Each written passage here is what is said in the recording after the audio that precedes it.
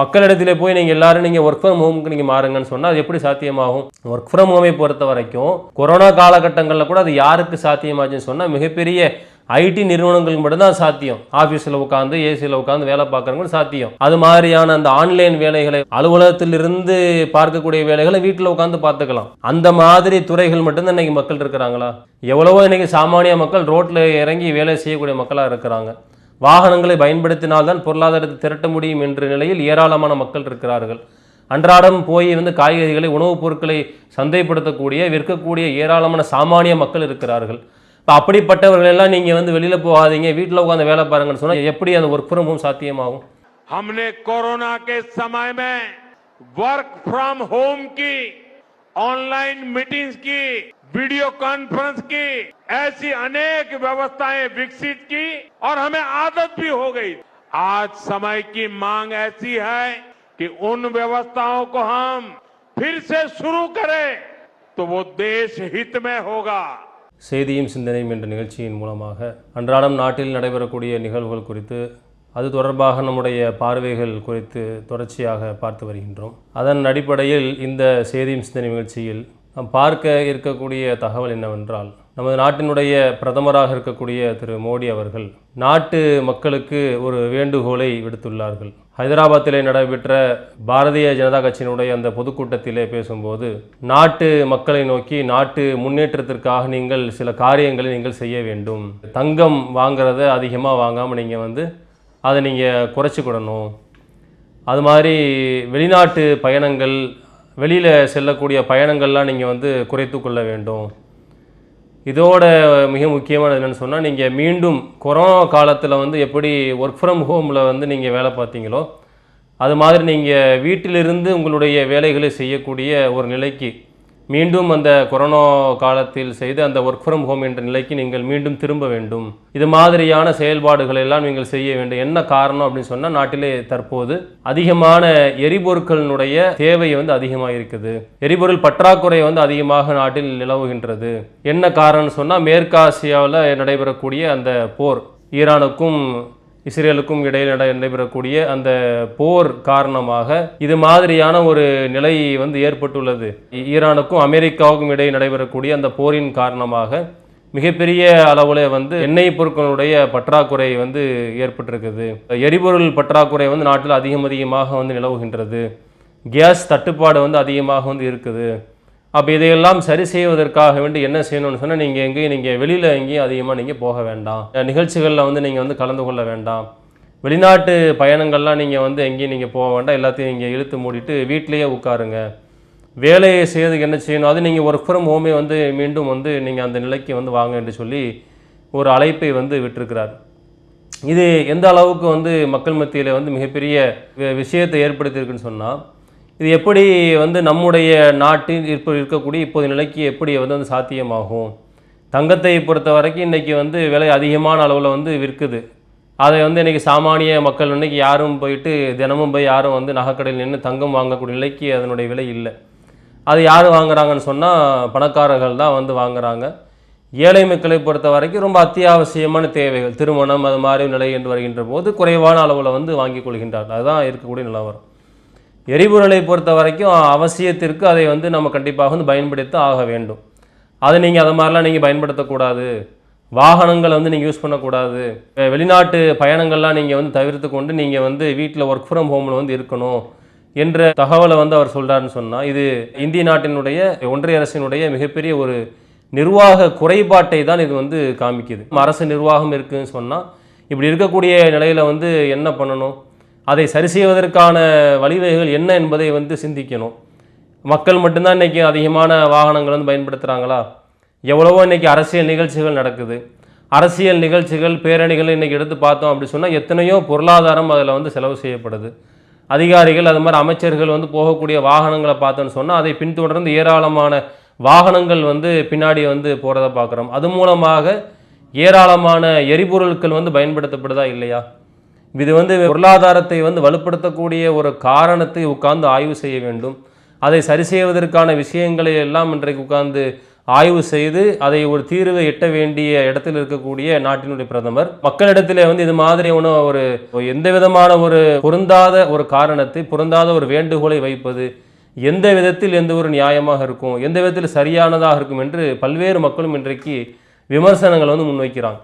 நாட்டினுடைய அந்த எண்ணெய் இறக்குமதியை குறைப்பதற்கு என்னென்ன செய்யலாம், உள்நாட்டு உற்பத்தி அதிகரிப்பதற்கான காரணங்கள் அதை உட்கார்ந்து இன்னைக்கு பேசலாம். எவ்வளவோ இன்னைக்கு அதிகமாக இன்னைக்கு வந்து இறக்குமதி நம்ம செய்கிறோம். உலக அளவில் பார்த்தோன்னு சொன்னால் எரிபொருள் தேவையில் இறக்குமதி செய்யக்கூடிய இடத்துல இன்னைக்கு இந்தியாவை பொறுத்த வரைக்கும் மிகப்பெரிய 3வது இடத்துல இன்னைக்கு நம்ம இருக்கிறோம். கிட்டத்தட்ட 85% தேவையை நம்ம இறக்குமதி செய்கிறோம்.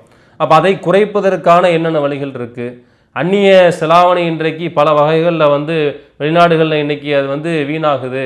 அந்த அந்நிய செலாவணியை குறைக்கிறதுக்கு நாம் என்னென்ன வழிவகைகள் செய்ய வேண்டும், அது எப்படி நாம் அதற்கான வழிவகை திட்டங்களை தீட்ட வேண்டும் என்று உட்கார்ந்து சிந்திக்காமல் மக்களிடத்திலே போய் நீங்கள் எல்லாரும் நீங்கள் ஒர்க் ஃப்ரம் ஹோமுக்கு நீங்கள் மாறுங்கன்னு சொன்னால் அது எப்படி சாத்தியமாகும்? ஒர்க் ஃப்ரம் ஹோமை பொறுத்த வரைக்கும் கொரோனா காலகட்டங்களில் கூட அது யாருக்கு சாத்தியமாச்சுன்னு சொன்னால் மிகப்பெரிய ஐடி நிறுவனங்களுக்கு மட்டும்தான் சாத்தியம். ஆஃபீஸில் உட்காந்து ஏசியில் உட்காந்து வேலை பார்க்குறவங்களும் சாத்தியம். அது மாதிரியான அந்த ஆன்லைன் வேலைகளை, அலுவலகத்திலிருந்து பார்க்கக்கூடிய வேலைகளை வீட்டில் உட்காந்து பார்த்துக்கலாம். அந்த மாதிரி துறைகள் மட்டும்தான் இன்றைக்கி மக்கள் இருக்கிறாங்களா? எவ்வளவோ இன்றைக்கி சாமானிய மக்கள் ரோட்டில் இறங்கி வேலை செய்யக்கூடிய மக்களாக இருக்கிறாங்க. வாகனங்களை பயன்படுத்தினால்தான் பொருளாதாரத்தை திரட்ட முடியும் என்ற நிலையில் ஏராளமான மக்கள் இருக்கிறார்கள்.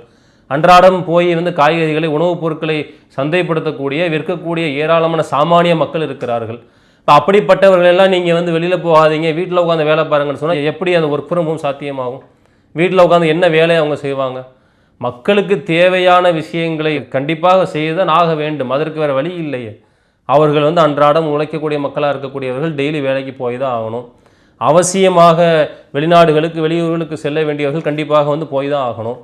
அது மாதிரியான மக்களிடத்திலே போய் ஒரு அறிவுபூர்வமாக இல்லாமல் இது மாதிரியான ஒரு கோரிக்கையை வந்து வைப்பது வந்து ஒரு பிரதமர் இது மாதிரியான ஒரு கோரிக்கையை வைக்கிறான்னு சொன்னால் அது எப்படி மக்கள் மத்தியில் எப்படி பார்க்கப்படுது? இதெல்லாம் வந்து சாத்தியமான விஷயமா? ஒரு விஷயத்தை முன்வைக்கிறோன்னு சொன்னால் அதை உட்காந்து அலசி ஆராய்ந்து இதெல்லாம் சாத்தியமா என்று சாத்தியக்கூறுகளை ஆராய்ந்து தான் இன்றைக்கி இது பண்ணணும்.